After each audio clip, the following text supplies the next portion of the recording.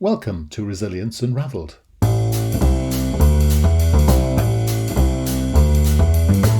Hi everybody and welcome to Resilience Unravelled, a podcast that examines all aspects of personal and organisational resilience. A huge all-encompassing subject that covers the ability to thrive in life by harnessing your cognitive, emotional, physiological and contextual abilities.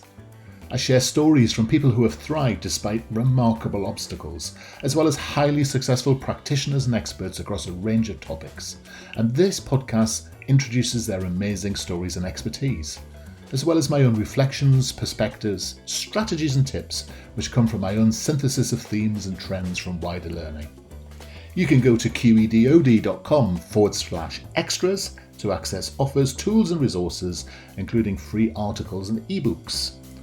For those of you that would be interested in supporting our work and contributing more proactively, you can find our new Patreon page at patreon.com. Then search for Resilience Space Unravelled. So, let's get started. Enjoy the show.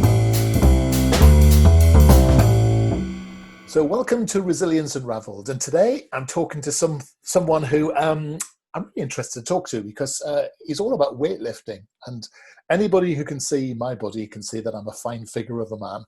But I'm looking at Phil Roberts at the moment on the camera and I'm feeling a bit diminutive, it has to be said. Phil's got his arms out. They're about 8 foot wide. He's got his shoulders out there. You know, he's a fine figure of a guy. So good afternoon to you, Mr. Phil, I suppose I should call you. What a complimentary entrance, thank you. It must be the camera. The camera must be adding 20 pounds on me or something. That's what I said. Well, what's happening to mine then? It seems to be knocking 20 pounds off me everywhere but my stomach. So the first thing I can tell from you, Phil Roberts, nice to meet you, is that you're an English guy by the sounds of things. Where in the world are you today? So I am, for those people that aren't around England, I'm in the middle of England. It's a county called Yorkshire and a town called Sheffield. About 500,000 people, just an old steel city. That's what they call it. Its nickname's the Steel City. That's right. In the North Midlands. Well, we'd always refer to it as the North, just the North, not the Midlands. It's a pride thing, that though. I know, but when you're from Newcastle, you see. Everyone's from the south. Anyway, it's lovely to talk to you. I'm really looking forward to this, and I know you've got some more really interesting stories. So, tell me what it is you do at the moment, then, Phil. So, at the moment, I am I'm a competitive strongman. That's my first passion. I own a gym as well, and I run a security firm. So, when you say you're a strongman, what does that mean? So strongman. I think it originated from basically people, I think it was an American company that got together and basically said, who is the strongest athlete? So what they did is they put a lot of weightlifters together, powerlifters. They had some American footballers, they had some wrestlers, and they put them all up against these very strange competitions where you basically lift a big boulder or you lift a overly sized wheelbarrow or you put a tree trunk above your head and see basically who did it best. And then that was about nearly 40 years ago, I'd imagine. And then it kind of developed into its own sport because it started to get popular. It was on TV a lot. And then basically people said, oh, I like this. I could just do this as a sport. So it gave birth, the TV program gave birth to a sport of its own. And now a lot of people know it from the Atlas stones, picking up the giant round boulders and putting them on platforms or lifting an iron log above the head. Basically, very large people going very red in the face, lifting lots of heavy weights, basically. And I think I remember seeing this actually quite a long time ago. But there's things like pushing a bus or pulling a bus with your teeth and all this sort of stuff. It's maybe not with your teeth, but you know what I mean. Luckily, I've not had to pull anything with my teeth because I think my teeth would come out. You get a harness and you have to pull a bus or yeah. So we have to pull. Basically, maximum weight vehicles. I think the biggest thing they pulled was the jump, a large jet in Wood of the World's Strongest Men. But it's common to see a full lorry with the trailer or a truck with the trailer being pulled along about 20, 30 metres. And it's the fastest time or the ones who could pull it the quickest. Or the ones who snap in half. Mm. So how on earth So tell me a story. How on earth did you get into that then? That seems, of all the career choices in all Yeah. the world, what you surely didn't, was this your, like a youngster's ambition or something? Tell me how this all It happened. wasn't. It wasn't quite as a child. I think I wanted to be an astronaut at first. Yes. But I was always interested in being big and strong because I was a nervous child. So my idols at the time, my idols were Arnold Schwarzenegger and all the action heroes of the 1980s and 1990s.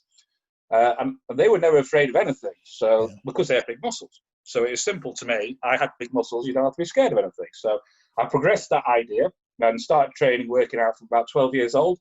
And it always progressed. Always got. It's like a bit of a snowball effect. It got more and more, and I started to get quite good at it.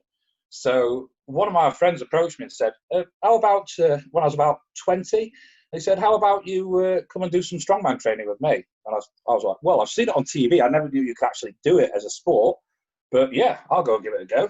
Be able to prove how strong I am, or how not strong I am." At that point in my life, I think it was, Yeah. and that's how I got into it. Okay, so let me unpack a couple of things there, if you would. So you said you're a nervous child, and then you said you did training. So I'm imagining part of your training is physical toning, muscle development. But I mean, one of the great things about sports, the artistic world, all that sort of stuff, is the amount of mental discipline that gets created. So what sort of training did you have on that side of things, or was it just one of those things about failing and learning and failing and learning in the moment? It was. I think it was. It started out as pride. Not in a bad sense, I don't think, but I learned not to give up, and I learned to basically, if I had a target, I would aim to get to that target, and hopefully achieve that target. And then after that, instead of just stopping at that target, setting another small target and progressing from there, and basically learning that if you don't put the effort in, you don't get to your targets. It was very simple. So if I wanted to be the best, which was in my heart at the time, that was the biggest thing in my life. I just gave it everything. I didn't even see it as work because I enjoyed it. But yeah, that's how the mental training came to help me lead with dealing with the situations later on in my life. So you set a target, you put the work in, you got the feedback from hitting the target, but then you pushed yourself more because actually, yeah. Did you learn to love it because you were doing it, or did you do it because you loved it? I think in that sense, you initially start doing it because you love it, right? And then it grows into the other aspects of it as well. And the more you do it, the more you love it, and it's a relationship that almost grows at the same time because you've always got to set yourself further targets. It's never going to run out. You're never going to get to a point where you say, right, I've achieved it now. I can walk away and that's it. I'll give up now. Yeah. So it's a lifelong sort of. It almost walks alongside you as you walk your life, sort of thing. It's always there with you. And do you bring that thinking into aspects of life not to do with that sort of competitive sports area? Yes. So in a business sense, I was actually 22 years old. 21 years old. I became a police officer, and I always wanted to be a police officer during my young adult or early teen life, and I was one of the youngest in my class. And I do believe because I treat it the same way as I treated my weightlifting, I'd go all in. I'd say that's the goal, then we go for this goal. And I put a lot of effort in behind the scenes and stuff. So it's quite rare at that time for 21-year-olds to be joining the police.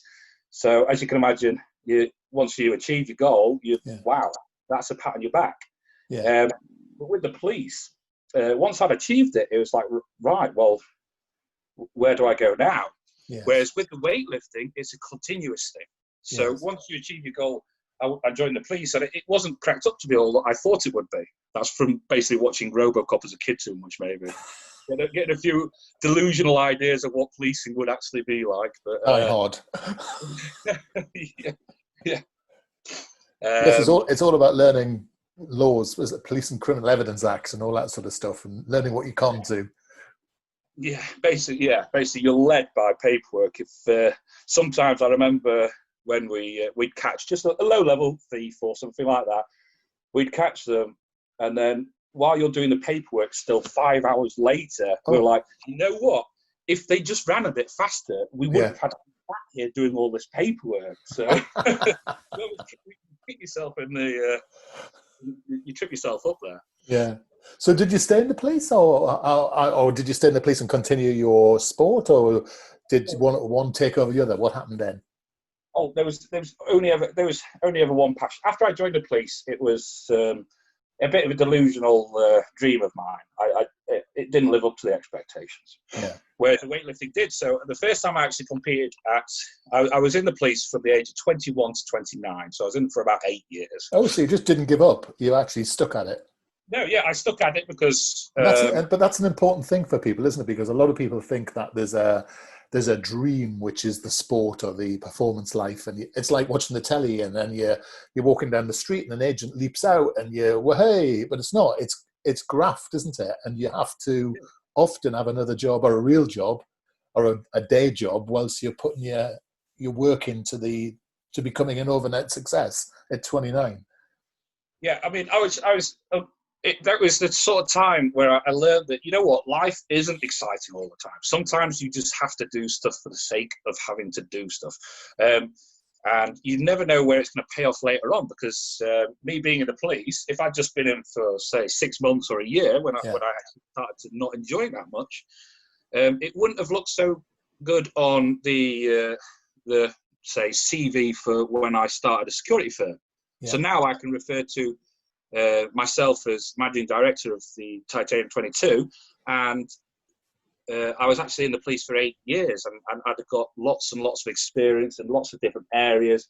So it actually benefited me in the time. Whereas while I was in the police at the time, I was quite unhappy. Yeah. But now, because I went through that tough patch, I managed to actually it paid off. Even though at the time you just don't think, well, what's the point of doing this? I hate it. It's just a paycheck.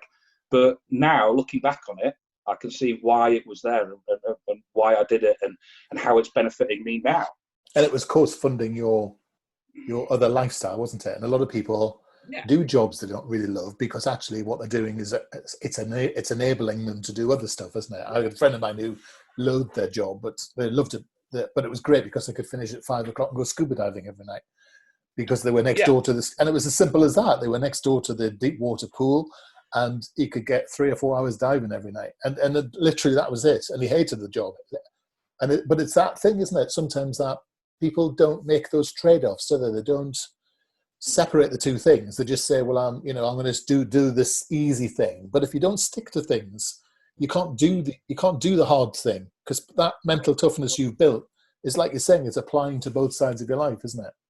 Yeah, absolutely. I mean, yeah, it's exactly, it's like a weighing scale. You want to do the fun bit, then you've got to maybe do the mundane stuff that funds that. Like you said, I couldn't, when I first started, I wasn't good enough to be sponsored or anything, so I had to pay for all my equipment, I had to pay for all my protein, I had to pay for my travel to competitions.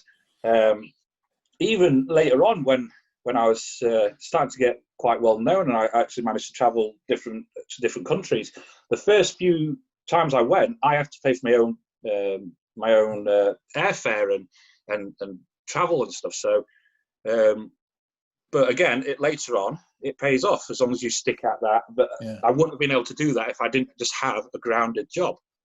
And I think for a lot of people, the quandary they get into is knowing to stick to something, but relentlessly stick to it and be miserable. Or what's the point you give up? Because obviously there came a point where you said, I want to leave the police, either to do something else or to carry on with this bodybuilding, strongest man malarkey. Strong man, yeah. I'll get there in the end.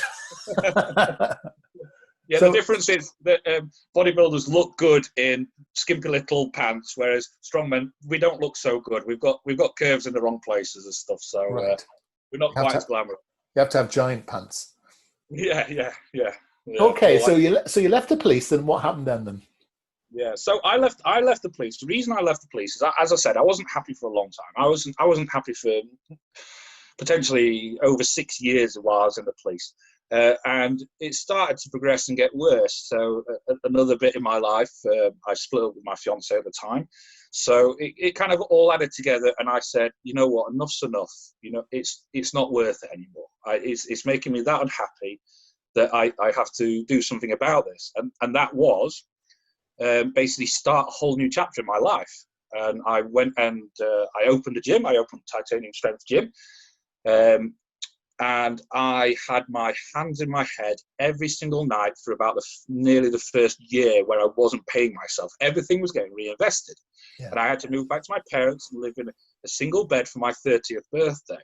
Oh. So again, that was a relatively low point, but comparing to how unhappy I was towards the end of the police, I was actually happier because I could see that I had a future. Whereas if you can't see that you have a future, so I didn't see myself having a future in the police, so it was never going to get better. Yes. But there was always, obviously, I had so much stress running the business by yourself, and it's my own money I invested, so I could have lost it all. But I know that it had potential to take me further places, and I was doing the event that. The strongman that actually made me happy. So on a scale of it, yes, it was more stressful, but it was so much, I enjoyed it so much more. Yeah. But of course, stress can be a good thing as well. So people talk about, stress always being bad. You know, stress is stress. It's you decide whether it's good or bad. So you keep mentioning the word titanium, and you haven't told me more about the sports stuff. So what's the link with titanium? So titanium, strangely enough, when I came to opening the gym, I think I went through what's the hardest the hardest metal. Yeah. I think it is something. I'm probably wrong here. It's probably something like tungsten. I may be wrong there. Okay, so anyone listening that's smarter than me, that's forgive me. But that didn't sound very good as. Say it was tungsten. It was tungsten gin. It just didn't have the ring to it. So I looked, what's the second strongest metal or the second densest metal? And it was titanium. So I thought, ooh, that's got a nice name to it. And that was before the song came out. The famous song of Titanium came out. I don't know a song called Titanium. Titanium. I think it's. I can't remember who it's by, but there'll be some of your listeners will recognise it. Yeah. And basically, it went from there, and then. I liked the idea of building little empires of things. So I opened the gym and called it Titanium Strength Gym. And then as I later got on and started the security firm, we went for, why not call this is another security is going to be quite hard and tough. So we went for Titanium 22, which is its number on the element table. Right. Titanium 22, that's why it's called Titanium 22. Ah. So 22nd element on the table. Right. On the chart. And so what happened to the sports side of things? What's happened to the strongest man thing? Where did you get with that? Yeah, so I managed to get to England's Strongest Man. I won England's Strongest Man in 2017. Oh, wow. Congratulations. So thank you. That will always go down in history as I was England's Strongest Man 2017, so the legacy's kind of been left there a little bit. And then the second year, so 2018, the year after that, I came second in UK, and that was at UK's Strongest Man. That's the one you get to see on TV at Christmas time. Yeah. And then I started to go all over the world. I've been to Abu Dhabi, I've been to Finland, I've been to Serbia, been to Romania. Been all over basically competing. So at that point in time, I was getting to see the world. I was getting paid to see the world. Yeah. And because I got a sponsorship. So I'm glad to say that the sponsors now he's a good friend of mine. We're good friends now. We speak nearly on a daily occasion. Yeah. But I got to see the world. I was living the dream. I was doing the sport that I loved and went to see the world and got to go on TV. So I had a little bit of like miniature fame. And then in 2019, everything came crashing to a bit of a halt. Right. Quite literally crashing to a halt. That was the time where gravity beat me. What happened was I had a really bad competition. It was at Sheffield Arena, which is an indoor arena that's holds about 10,000 people, and it was sold out. And it was towards the end of the competition. I'd already had a really bad competition. I'd put on too much weight. I'd gone too heavy, which meant that I lost my mobility.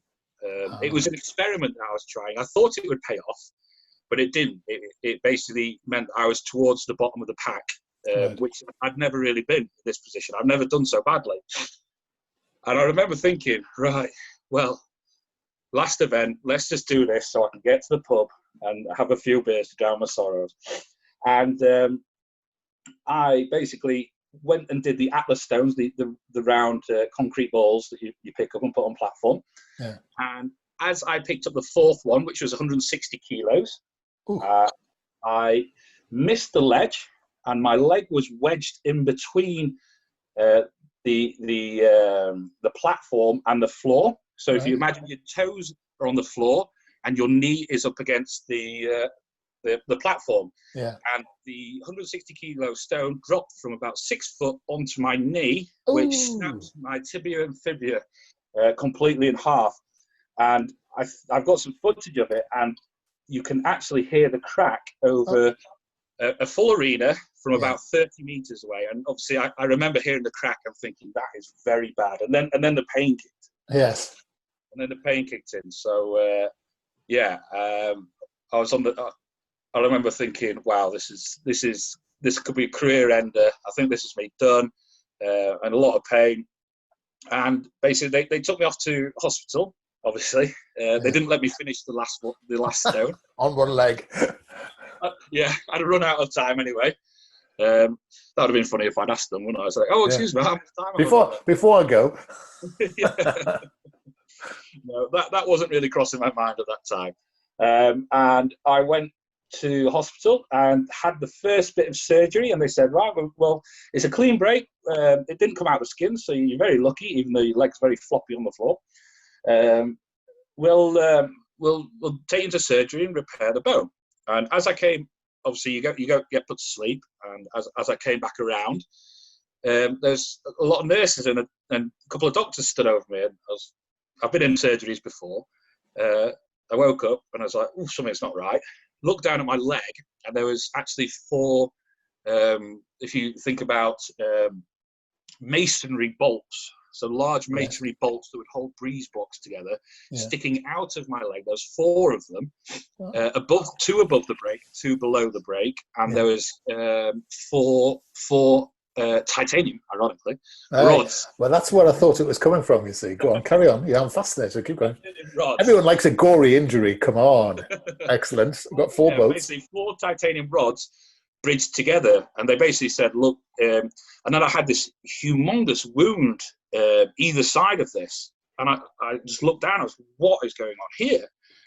And they said, look, you've had what we call compartment syndrome, and compartment syndrome is basically your muscle is kept in a sac, and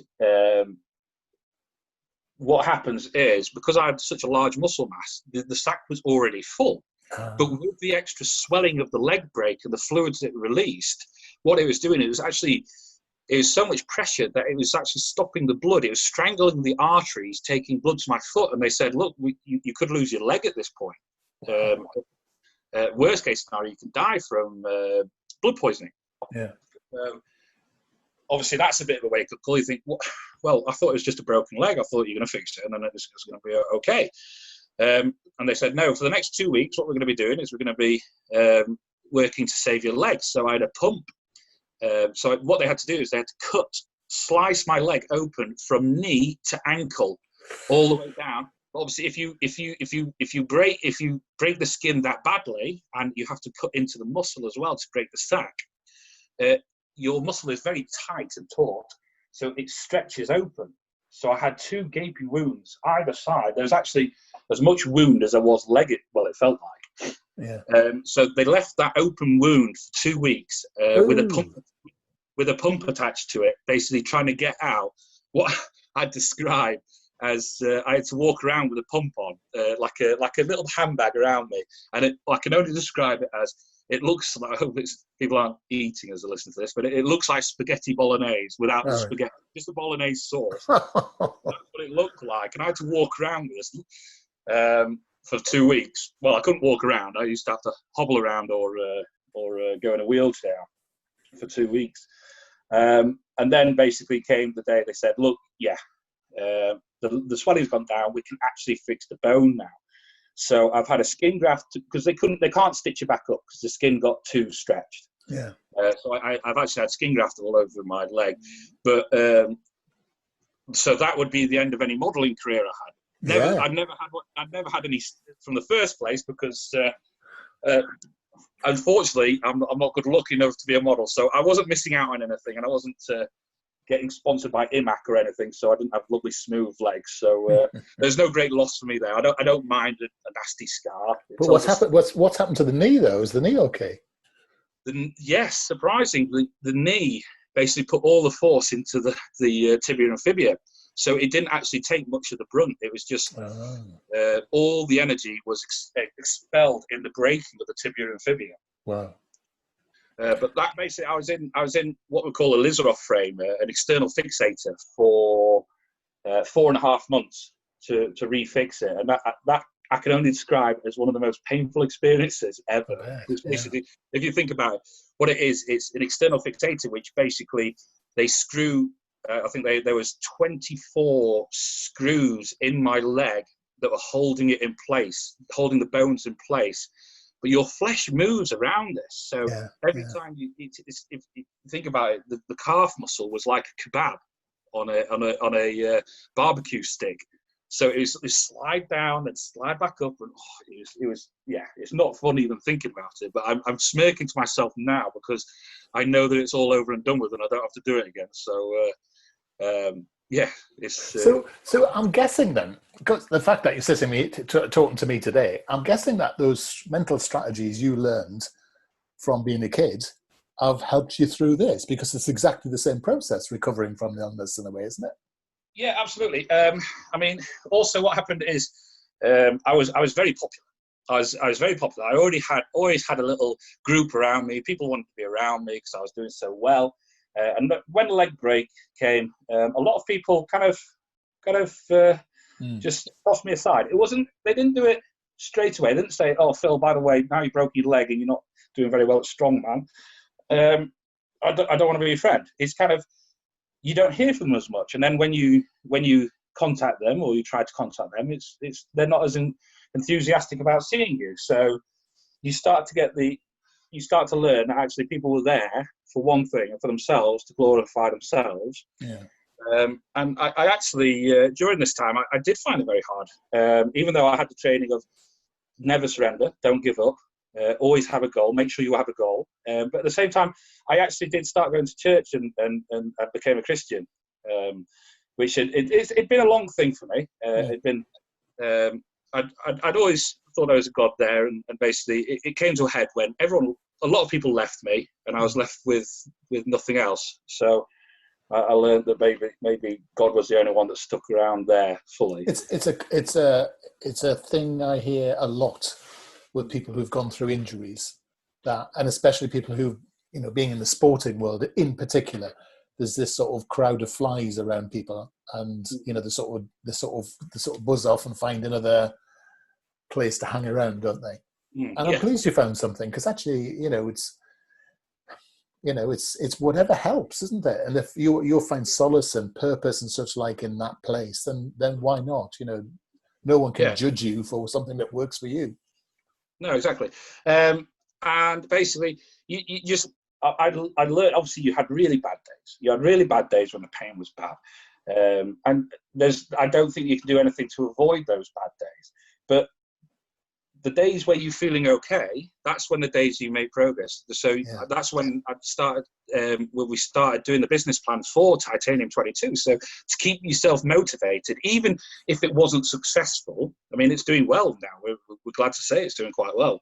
But even if we weren't successful, it was still something at that time to do. And I did have a couple of other business ideas during the time, and they didn't come to anything. But you know what? I was glad I did them, even though I put the effort in and there was no reward financially for it.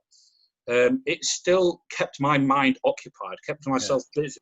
It's driving you forward, isn't it? Giving you a sense of purpose almost. Yeah.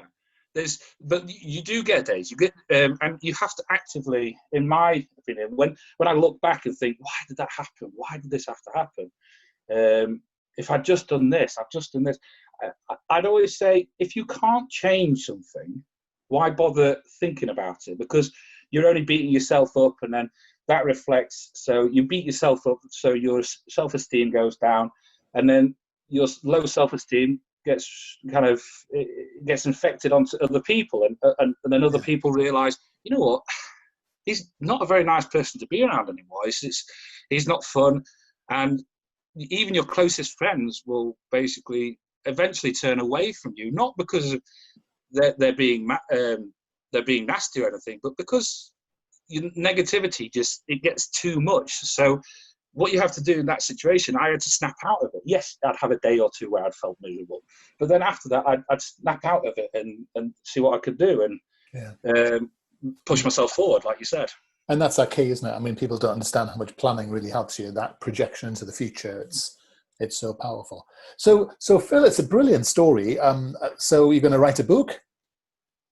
I'm a strong man. I don't know which way the pencil goes. So I'll tell you something. There's this new invention. You don't need a pencil anymore. Really? Well, I'd only just discovered pencils. It was chalkboards and all that. So, no, but seriously, I think it's a brilliant story. It's massively inspirational. You've got a ton of really interesting lessons in there. If people would like to find out more about your story, how can they find you online? I'd say the best way to find me is maybe on Instagram or Facebook. Instagram is it's Phil Titanium Roberts, and Facebook, unfortunately, is a lot harder to find because it's just Phil Roberts, plain old me. But I will be lifting a weight and probably purple in the face, and like I said, not the face of a model, but a rather large person, shall we say. Very good. It's brilliant. Thank you so much for spending time with us today, Phil. I think it's a brilliant story and tons and tons and tons of, really useful things people can take away. I think the way you think is it's so clear. It really is very helpful. Oh, thank you very much. I do appreciate that. And if anyone does think that I can help them, and then feel free to contact. It's absolutely fine. I'll always get back to people, but it just may not be straight away. Thanks for spending time with us today. You take care. You take care, mate. Thank you. Hi, everybody. I hope you found that episode useful and interesting. Feedback is always welcomed, and if you are in the mood to subscribe to us or even leave a comment on iTunes or Stitcher, that would be amazing. If you want to suggest ideas or even people you would like me to interview, then reach out to us at qedod.com/contact. As I said earlier, you can go to qedod.com/podcasts for show notes or follow the links. And you can go to qedod.com/extras to access offers, tools and resources, including free articles and ebooks. For those of you that would be interested in supporting our work and contributing more proactively, you can find our new Patreon page at patreon.com. Then search for Resilience Unraveled. I look forward to being in your ear next time around. Take care.